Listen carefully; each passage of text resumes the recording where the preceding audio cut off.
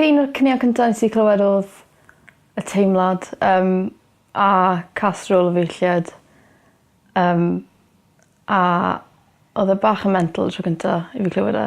Oedd e'n anysgwyl iawn. Nes I glwad 21 a nath o jyst deud bod o am ceffyl sy'n rhedeg ras a wedyn ma'n cael ei troi I corned beef. Ac o'n I fatha ma' hynna'n fath diddorol I sgwennu cân am. O'n I byth rili 'di clywed unrhyw beth fel e. So pan nes I clywed e, oedd e just nath o newid meddwl fi ambyti cerddoriaeth altogether fi'n credu. A'r ffordd fi'n edrych ar cerddoriaeth fel fi'n ysgrifennu.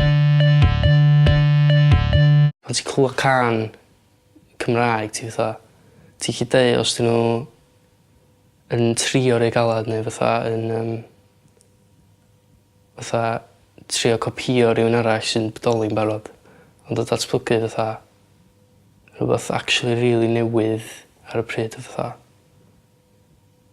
Oedden nhw'n trio bod yn neb arall, oedden nhw'n jyst trio bod yn nhw hunan. Ma' music datblygu ddim wedi heneiddio o gwbl. A bydde fe byth yn, achos mae fe mor gwahanol. Lle mae bands arall, ti'n gwrando arnyn nhw nawr, a ti fel, hwnna bach yn boring, neu fi clywed hwnna o blaen, a mae pobl yn copïo nhw neu be bynnag.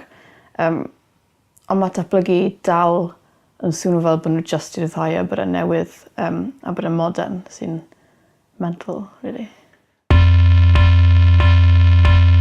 David ydy'r main peth sy'n dreifio'r datblygu dwi'n meddwl. Mae fe'n gweud stori pan mae fe'n canu neu pan mae fe'n neu fel spoken word e. Mae popeth... Mae fe'n teimlo'n gryf yn byti popeth mae fe'n gweud. A ti'n gallu gweld na pan mae'n chwarae live a yn y recordings.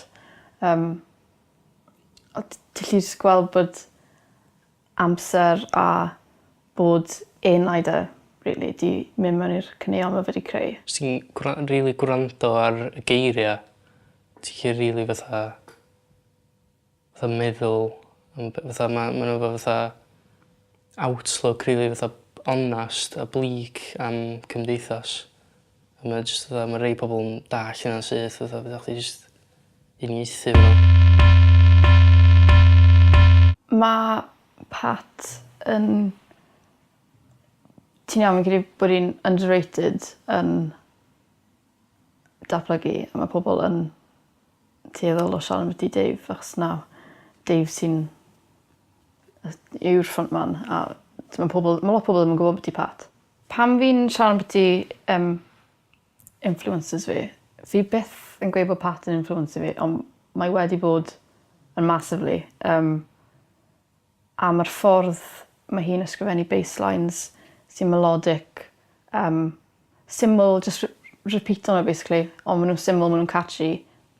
A mae'r ffordd yna o ysgrifennu di helpu ni fel band lot fyd. Album challenging iawn I bobl.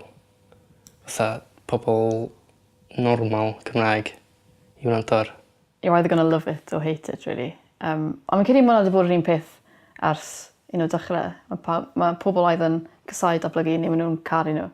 Dwi'n meddwl bod o'n rhoi braw I cenhedlaeth newydd o fama dosbarth ganol Cymraeg. A just... Ie, mae'n dda bod nhw'n cael mwy o chance I neud hynna.